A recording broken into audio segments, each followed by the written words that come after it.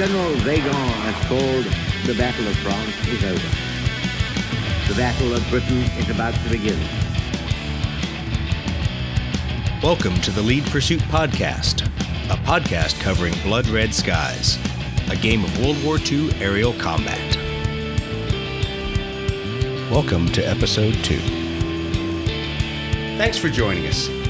Well, we've played a couple games of Blood Red Skies over the last 48 hours, and I think we have a couple observations and things that we're going to talk about tonight. Overall, I think we all like the game. Absolutely. I think there's some things that are frustrating. I'm right there. Yes, Yeah. yes. Some things that we don't know why they're done the way they're done, but that's fine. That's any game and the game system that it has. But I think we want to take some time and just talk through the missions that we played, the things we learned playing those missions, the different aircraft we played, and some of the unique takeaways that we have. So I'll start off a little bit because we've talked about the forces that I play, and for all but one game today I played the RAF, and I played RAF Spitfires. I did play one game of Me-109s against Chris and his Russian aircraft. What I will say is that it's the Spitfire, after having kind of proxied a few games and worked my way through it, I thought I understood how well it performed. It was interesting to actually play it against a real opponent instead of just myself and see how those interact with an Me-109 and some of the abilities the Me-109 has to counter it. But beyond all that, I had one continual frustration, and it really came from me not reading the scenarios very well, because there's things that I think we assumed from our other game experience, like our Warhammer experience, that everybody starts on one side of the table and everyone on the other side starts on the other side. Oh, right. And as Brett saw that Chris and I were running a scenario where I assumed I had to start across the board. I could have started right behind him, and I didn't realize that. But so rule number one is read the scenarios. Yes, it is. RTFI. If you don't know what RTFI means, go look it up. So RTFI, or in this case RTFS. But there was a continual point of frustration that we'll talk about with the boom chint mechanic, and I understand why it's there. It's a amalgamation of battle fatigue, injury to aircraft, injury to personnel, fuel, ammunition, stores, all those kind of things being rolled together. But there's times that, at least I felt, sometimes there was disproportionate damage done to a force on a few airplanes, a few really resilient airplanes that wouldn't die, that kept getting wailed on turn after turn after turn, where boom chits kept getting generated, and you couldn't get them out of the dogfight they're in. And it felt, not saying it's not a dig on the rules, but it felt a little unfair as you're trying to race across the board and get to these aircraft you're saving. But that was also, I didn't need to start across the board. Yep. That happened in your game with Chris, right? It did. So it happened in the Russian game, which what we were playing was we were playing the fighter sweep scenario. And what I didn't understand, having been playing scenarios with you where we were supposed to be across the board, that once my disadvantaged airplanes were out on the board, then he put his next set of airplanes within 18 inches, or greater than 18 inches away, I'm sorry. And then I had to do the same thing. I could have positioned also, on that same side of the board, but more than 18 inches away from his, and that my high cover didn't have to be on the other side of the board either. My high cover could have been right there on that side. So Chris and I could have had our forces in about a 24-inch part of this board all there. And there would have been very little maneuver range. Everybody would have been right in everyone else's chili, but difference of being disadvantaged, advantaged, high cover, that would have added a little bit of interesting mechanic, because we had that in our game, Brett, where you didn't fall for the trap too bad. You did get pretty close to my board edge to where my high cover was waiting, which allowed them to come in and influence the game directly. But you were smart enough to go, why am I going to fly and then put my 6 o'clock right at his high cover there? I'm solving the problem for him. So there were some interesting mechanics there that I think have an ability to be deep if you're playing them well. They are frustrating if you're not really thinking about how everything should be set up. What happened with the boom chit thing? 'Cause I think I missed that on Chris's game. Was it a situation where aircraft kept coming he was back chasing. up No, he was chasing two aircraft that just wouldn't die, but he kept hitting them, and so they were disadvantaged. Yep. They would get hit, I'd take a boom chit, but they would dodge, so they wouldn't get shot down. Okay. And so for 3 turns, he punished this poor section, this 2 ship of ME-109s that was running across the board for their buddies who were running across the board to get to them. And that's not how it had to start. It could have started with my fighter sweeps section that wasn't in high cover, could have started 18 inches away from his fighters. And so I'll bring up 18 inches as a very important number. And I don't think Andy Chambers chose it arbitrarily. Maybe we'll get a chance to talk to him about it, why he chose 18 inches. But when you maneuver the aircraft around and speed 7 fighters all fall into this, the radius of their turn, not using tight turn or any other performance characteristics, not doing a maneuver, not burning advantage for a maneuver, their radius is 18 inches. And so it's about the what we would call in the fighter community an energy sustaining turn radius. So you are going to exit that turn at the same energy state you started. So the assumption is if I'm an advantaged fighter and I make a 180-degree turn just using my movement, I'm going to be 18 inches displaced on the board. So what it really allows you to do, if you think about it, is an 18-inch distance between you and a bandit allows you to neutralize the fight. So you, regardless of if he starts at your 6 o'clock, you don't start truly at a, and I'm going to mix my terms here, at a disadvantage. You could be disadvantaged, but the fact is, just through regular maneuvering, you're going to be able to bring it to a point where you're now turning 180 degrees over 4 different moves through your 45-degree moves. Then, of course, you can always things change, though, as people can dive and reclimb for advantage, or you have abilities like Great Climb where I can defeat your ability to climb back for advantage. And so you have to kind of work through some of those as appropriate. But what were some of the frustrations that you guys felt just kind of looking at the game for the first time? Because I know, Brett, you and I played at Adepticon. It was a very much handheld game by the Warlord team, and they were awesome. They did a great intro for us, but they really walked us through that first game. So today was kind of our first free-form game in a sense. Yeah, really doing it on our own. I don't know. I wouldn't call it frustration. I mean, it's still I'm taking it all in, right? I don't look at the board, see all the angles, and it's the matrix isn't happening for me as I'm playing the game, so I'm still figuring it out. But I think after really only a couple of games, and we use the cards and everything, I feel like that quickly could figure out the depth of the card mechanics. Like I wasn't so confused on the cards. It was pretty easy to pick up. And for me, it felt like a lot of it also, while the abilities of the aircraft were different, the effects kind of mirrored each other.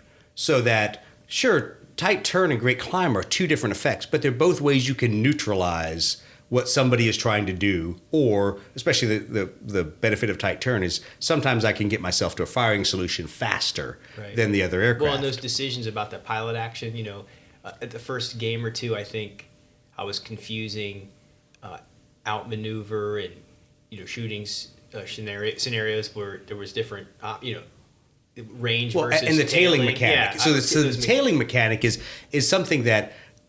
The diagram is drawn well in there. It's funny when you go out to the Warlord forum, there's more diagrams people have drawn to really try to explain to people about how the tailing mechanic works. Because I think what I learned the most out of this game, besides getting beaten up and actually only winning one of these games, but I learned how to put your aircraft in a position to be that wingman to deny tailing opportunities. That was really evident in your game with Chris, just walking past the board and seeing that's all that. That's what kept crushing me. It was like every time I turned around, boom, he had a wingman covering him, but my guys were hanging out in the wind. They had split off and they had nobody covering them. Right. But so the funny thing though was that was a closer game than you might think. You might think, oh, okay, Doug has figured out the wingman part of tailing and how to deny a tailing advantage to Chris. So therefore, he must have had hardly any boom chits. No, I had 6 boom chits for 8 aircraft I started the game with. So my problem was I kept still taking shots or getting shot at. I just was denying him knocking me to immediately down to disadvantaged. But there were advantaged fighters of yours. They kept popping, come out of the cloud neutral, climb up, and the next turn they're shooting somebody because I wasn't able to influence them. So that's where I keep coming back to frustration with the boom chit mechanic because I'm denying him the ability to make me disadvantaged, but I'm still taking a boom chit. And so there's an element of frustration where you're like, I can't do everything perfect. I can't deny you the shot. Why am I getting penalized? So even though I've defended against the shot, I'm still getting penalized for getting shot. But that's fine. That's the mechanics of hit versus catastrophic hit and versus a hit you don't dodge. Yeah. What do you think about the overall narrative? We use these mats that, look pretty good, I think, and the planes. So I like the mats. I'm kind of glad that I forgot to bring my sky mat that we were going to cut up and use as backgrounds for some of the closer shots of the models, because these mouse pad style mats are nice. Who did you get these from? I got them from a couple of places. This one, the one we're looking at now, is I really, as I look closely at it, it's probably a World War I Europe, because if I think if you look really close, like you said, it looks like maybe trench lines and stuff, an aerial view of the countryside. But anyway, it's really nice. I think when I first got this, I was thinking maybe Eastern Front, maybe Defense of the Reich. But this one's from Deep Cut Studio. I found it online, just Google searching. The other two, I have one that's sort of coastal Kent or something. It's got the channel and the coast.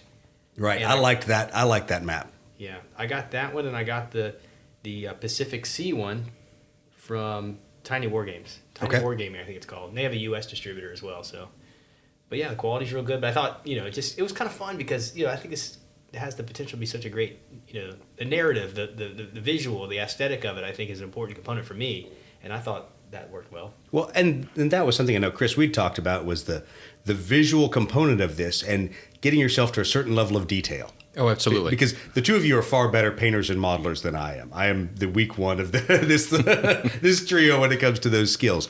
But I thought that it was still enjoyable for me to play with models that had some things done differently, like you guys didn't use all the prop discs. I guess I'm the only fool that glued his prop discs on. But even though the models, I don't think any of them were exactly where we wanted them to be for a perfect, model for 1/200 scale, they still played really well, and you felt good moving them around the table. You didn't feel that you're pushing your army of shame in its gray plastic around the table. No, I'll caveat off that. Brett's look pretty darn good. I think Brett's there. I don't think he is. I think he has hours and hours of work. He needs to go back to his painting hole and keep painting.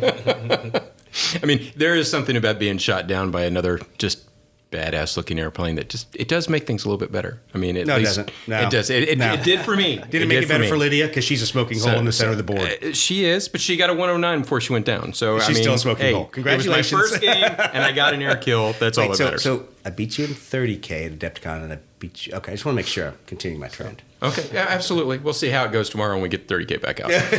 Yeah, I didn't bring it. We're going to play Zone Mortalis, right? Small army. Didn't bring enough. I'll be painting my dust miniatures.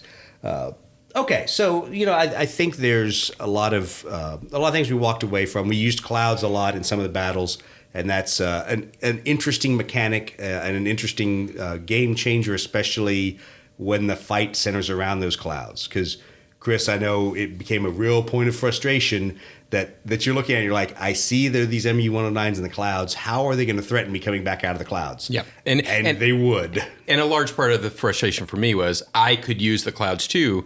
But being my first game, it was, okay, so what exactly can I do in the cloud? So I wasn't able to do that. Okay, I don't know the rules well enough yet where I could set myself up 1-2.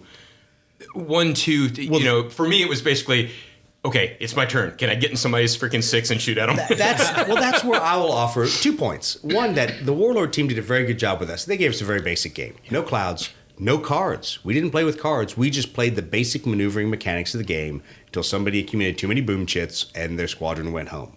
And so I thought that was a great way to get into it and not get worried about what is the appropriate counter to somebody else's card. Just don't play with that level of depth. Mm-hmm. Just understand how the aircraft maneuver in the game. That sequence. The sequence of your maneuvering and why tailing is important and why tailing only happens at a certain point in the game. After you've done your maneuvering and everything, that's when it comes in, because then there's the choice of, okay, now I'm tailing this guy. Do I shoot him, or do I climb up for an advantage and maybe go ahead and use that later on for more ability to kill people, or do I not even shoot him? Do I outmaneuver his wingman, who's not affecting me but is going to be a factor later on? So maybe I don't want to shoot anybody, but I want to knock both of them to a less advantaged state. So I thought that was really interesting to play through a little of those. And my recommendation kind of the community is if you pick up the game and you look at it and you are a miniatures war gamer who comes from a background with no cards, from games like 40K, where you're really not playing those except maybe for psychic powers and things. If you're not used to the card mechanic, if you don't necessarily understand all the aircraft in the clouds, barrage balloon mechanic, don't use them. Just put your airplanes out there, figure out how the airplanes move. And my second point is, I felt I did learn a lot by pushing around 2 Me-109s and 2 Spitfires on my dining room table, just figuring out the maneuver mechanics. Because I think when I walked into today's games, different than you, Brett, I felt comfortable with the aircraft maneuvering. Right. Now, there were some rules, things we had to learn about, the tailing mechanic and when it applies and what clouds can do to that maneuver and your ability to employ a slightly different maneuver because you burn the advantage, but then you could be leaving the cloud and making that maneuver later.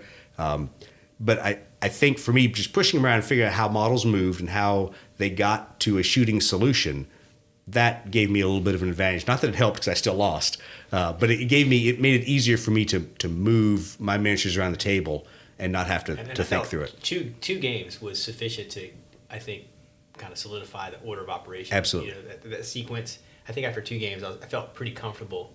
Like, oh, okay, it's this, then this, then this, and I knew what the options were for pilot action. Pilot action.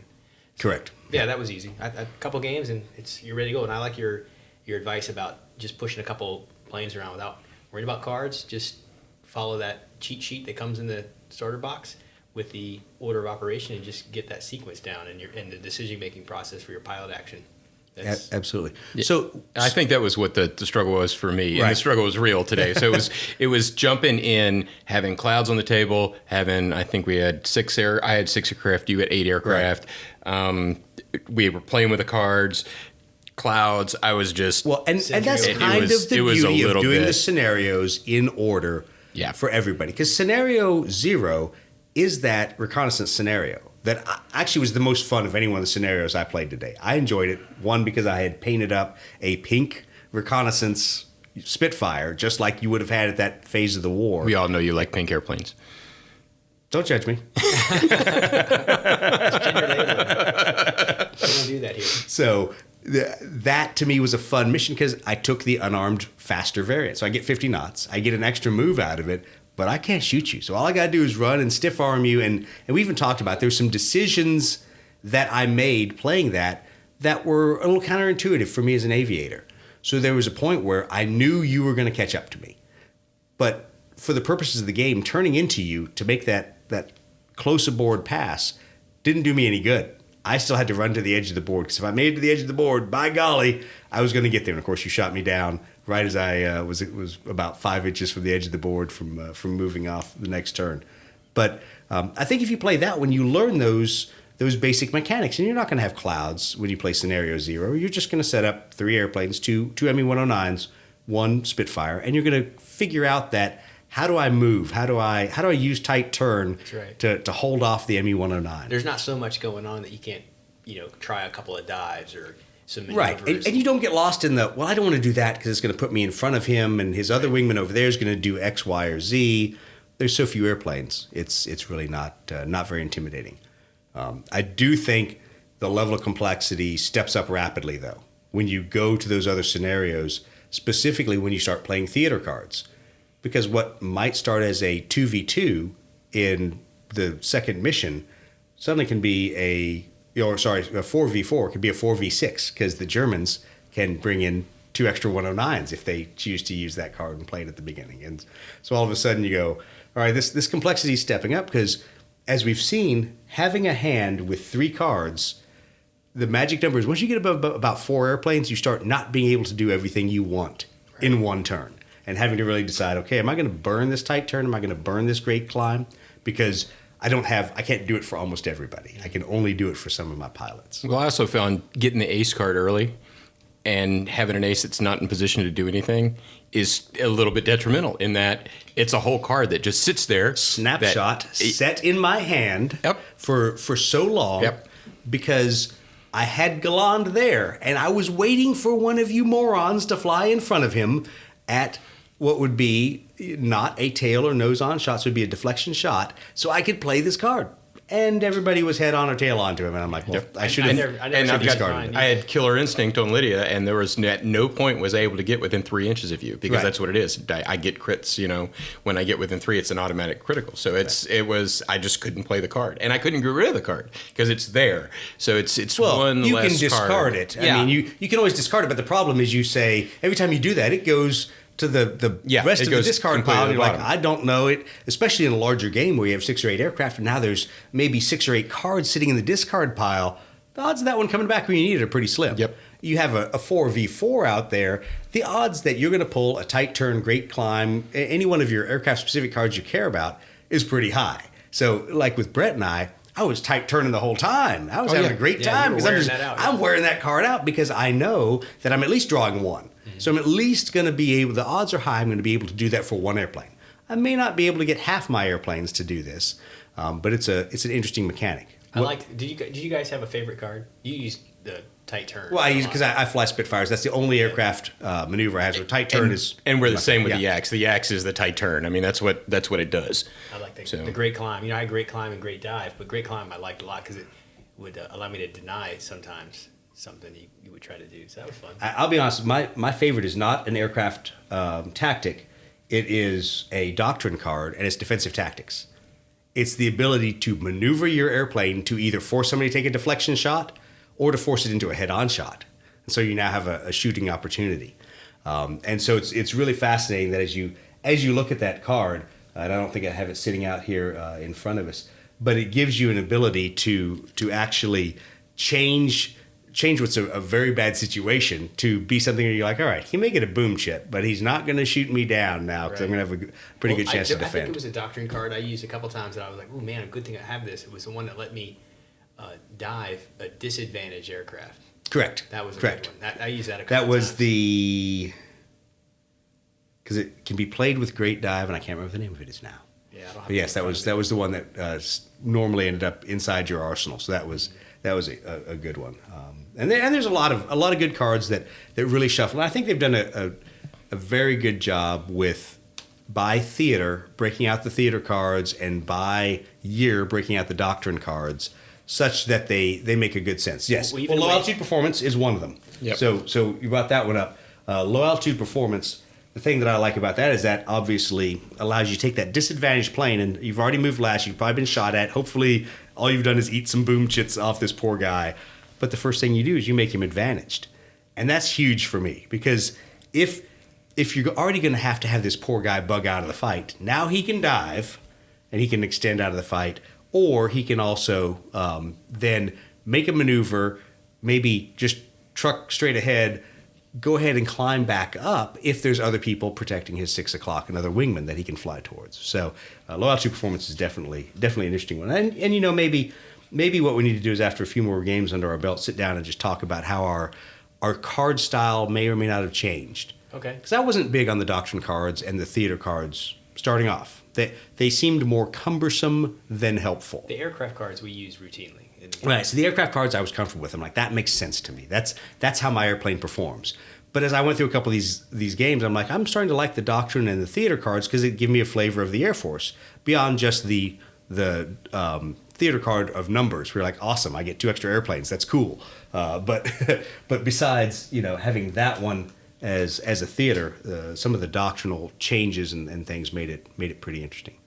Although we didn't play with them, we have the expansion pack cards. It was cool to look at the expansion pack cards and see how it potentially changes the game for future games as we play later war missions or later war aircraft. I thought it was kind of a pretty cool and insightful thing to add to the game. It just adds a little change to it. You look at how the different versions. Well, you look at the of 109 because you've got 3 change. different 109s Yeah. now that you've got the expansion with the Fox and the Kilo, and you've got the Echo is what comes in the basic game. Yeah, I thought that was kind of Or neat. We whatever didn't play your with those today, but it was German equivalent name is the Ernst whatever. Yeah. Emil, the Franz, and the Carl, right? Right. Yeah. Emil, the Franz, and the Carl, or the Echo Fox Kilo. Sorry. I'm not smart. I will not remember those. Today was the first day I even opened that expansion pack box, but it was cool to see the cards and see where this can go for us, with future missions and other. All the bombers other of games. yours that I can shoot down. Yeah, It's right. going to be fun. Yeah, it'll be fun. That'll be good. I'll enjoy that. Right. See how that works out for me. Well, good. What were some of the other, at least things you might have been concerned about that you kind of walked into the game going, how is this going to play out? Is this going to be fun? What were some of the things that went really well where you were pleasantly surprised that either the game mechanic flowed well or you were pleasantly surprised that it was fun to get everybody stuck in a fur ball and be all within an inch, 2 inches of each other and have to make those tactical decisions? I like the decision-making process, and I like that, not knowing the rules, and I wasn't frog stomped. It Right. felt like I was still in the game, even though I was learning and trying to figure out and making mistakes. Starting tomorrow, no more coaching now. You guys, when I played the first games against you, you beat me fair and square. I just had to laugh. I'm like, man, I should not have thrown that good idea out there. Right. But there's a lot of us learning, I think, and that's the great thing about playing amongst friends and not being worried about it. Yeah, there's no ego in me winning or losing those first couple games. It was a lot of fun to sit there and go, oh man, what you really ought to do is this, because you probably don't see how bad you could screw up the rest of my plan. Yeah, you really led us well, I think, in helping us figure out how it works and make good choices as we Right. played along. So that was good. Well, I think that's one of the things that in a gaming group that plays Blood Red Skies, that's a level of depth I would hope people would get to. Because I'll be frank, I look at a lot of the battle reports out on the internet, some of the YouTube videos. There's a lot of people flying head on right at each other and taking a lot of head on shots. It's like they're playing Warhammer 40K in the skies. Everybody wants to get in charge range and punch the other guy in the face. This game isn't designed to do that. This is aerial combat for a reason. And we had a few head on shots. And there were some really interesting choices as people started accumulating boom chits, and you're like, Those are dicey. those are dicey because I need to put a boom chit on him, but I may eat another one Right. just for doing that. And we can't just discard both of them and say nobody got a chit. That could push me closer over the edge than him. It's not an optimal firing solution, right? Yeah, so I think there was a lot of much more maneuvering in our games than I had seen on a lot of the internet battle reports, and I was happy for that because that was us learning how to play an aerial combat game, not how to push pieces of plastic at each other until we get within, close attack range and roll a bunch of dice. I found it tough to get tailing solutions. I felt like how am I? The whole time I'm looking at the game, I'm trying to figure out how do I get into a tailing situation. But what I was forgetting is the outmaneuver piece, Right. Because that's 9 inches, right? Right. So that's the great part is sure you're not getting to an automatic disadvantage solution, but let me just get close to this guy, outmaneuver him, and outmaneuver that aircraft, and especially when you have an automatic like having an ace who's skill 5 against a skill 3 pilot out there. That's an automatic shift of one level.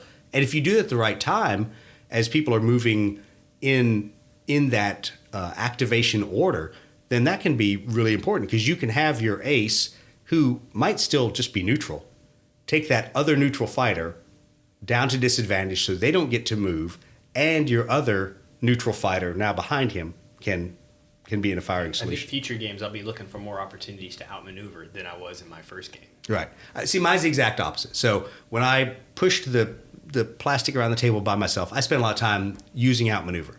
I found today I spent a lot more time putting myself into a tailing position, and more importantly, setting up a wingman to be covering me so that no matter who popped out of the clouds, you might have a chance to shoot me, but you were going to shoot me at the advantage level I was already at.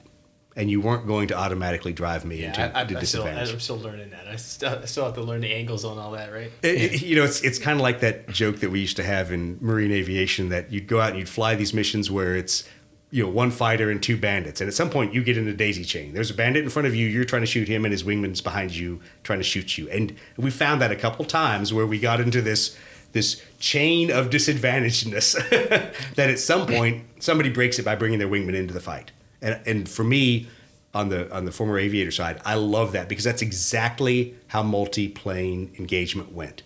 Everybody would think, I've got this great firing solution. I'm about to maneuver where I can gun this guy. Where did that F5 come from? I'm going to pitch out and have to defend against his impending gunshot. And those are the decisions that I think, especially we were making, Chris. Yeah, that was the rough part for me, honestly. The wingman mechanic was, I think, the one that was hardest for me to catch on to.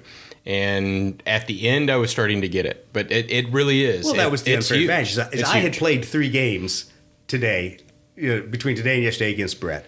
and then I played you on my fourth game. You laughingly say that it's a lot of people play it like 40K. I don't know if you noticed, but I played 40K today. I just charged right at me, and it was wonderful. Right at you. That's kind of Russian Air Force tactic. Kind of Russian tactic. That worked out awesome as you pushed two of the ME-109s around for a while, and then it didn't work so well. Yeah. But I think a lot of that, once again, is just comfort level with the game. And knowing how the mechanics work such that you can take a look at it and you see the options on the board. Because to be honest, we do it in 40K. We can talk later about do you allow someone to pre-check distances and firing arcs in this game, and what that brings is a house rule, taking that whole capability away, which I think makes things really fascinating but really frustrating. But if you think about like 40K, there's a lot that we just look at the board and go, I can tell that I am going to be within a move and a pretty good odds of a charge of getting to that enemy unit over there.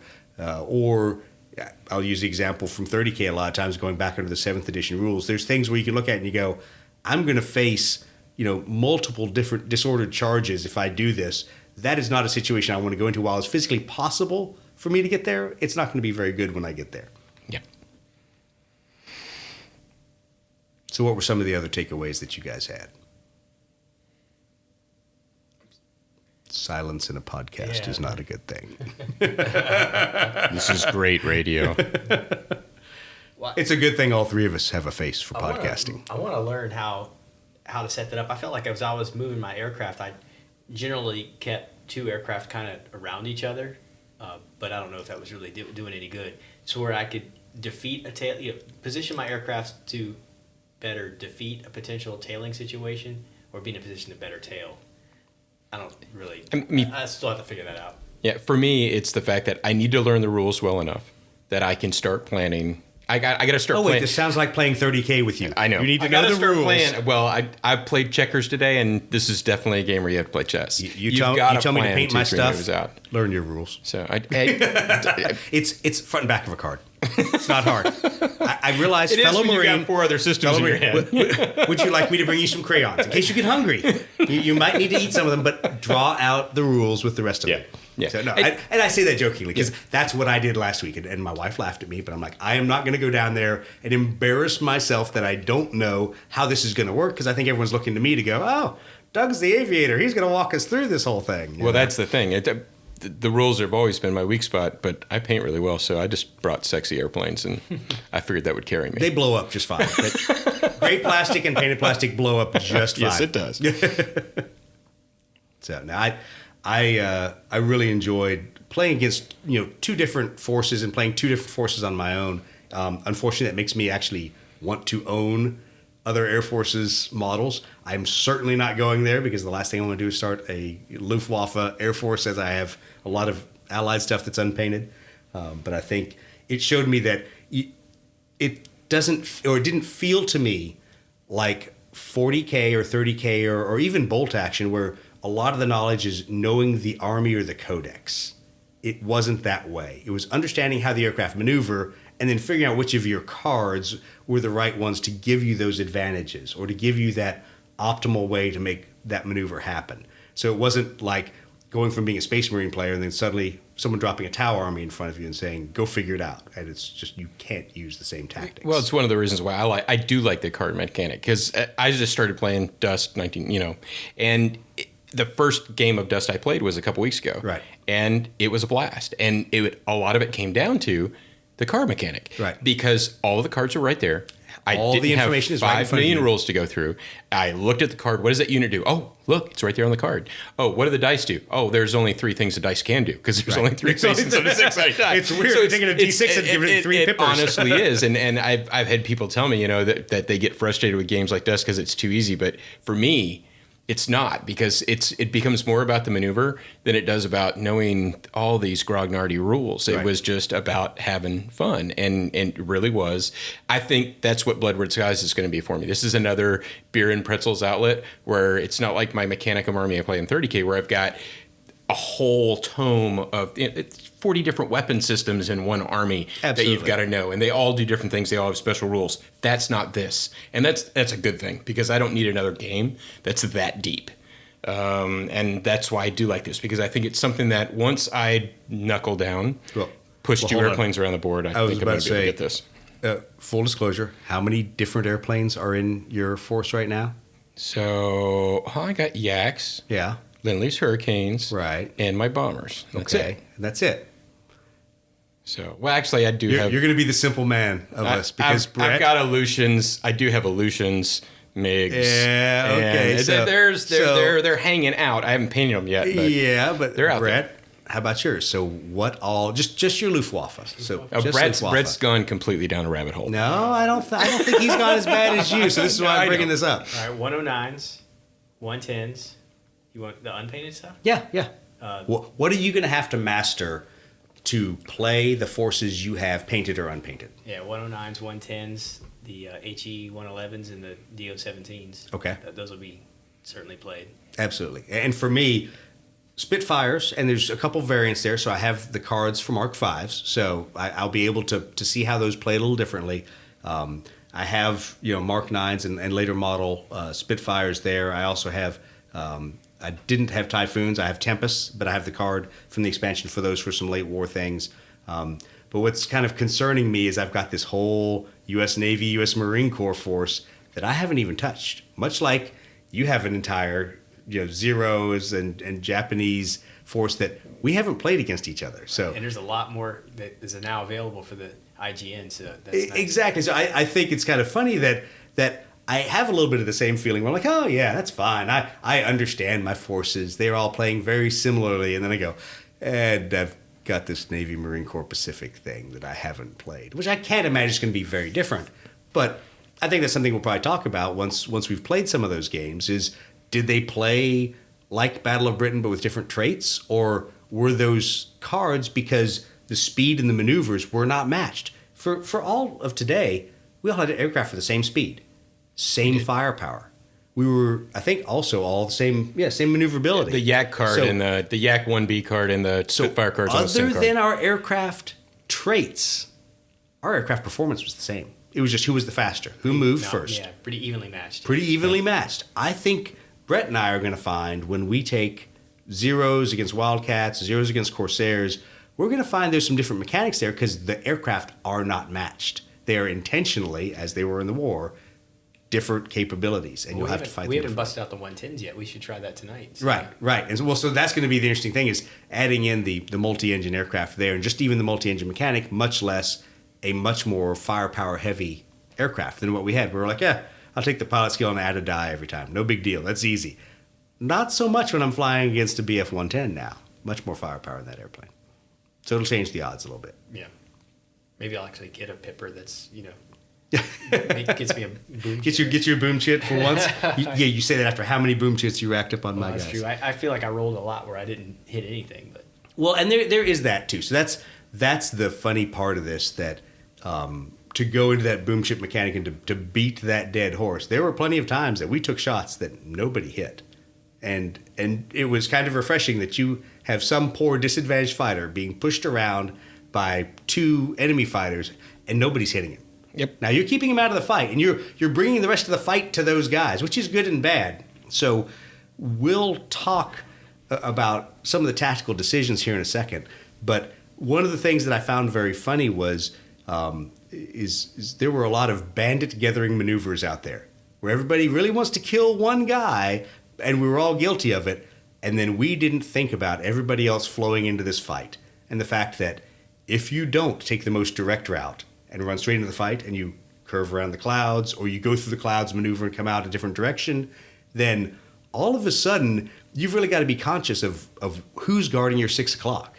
And I know that I used that well against both you guys, and then Brett, you used it against me as well in a couple of those situations where you could pop out of the cloud, and there's not a whole lot I could do, if we had just, or if I had thought less about trying to shoot down the ME-109 that was in front of me, and more about, I need to point myself at the guy who's coming out of the cloud, so I'm ready for it. There would have been less exploiting of those unguarded aircraft.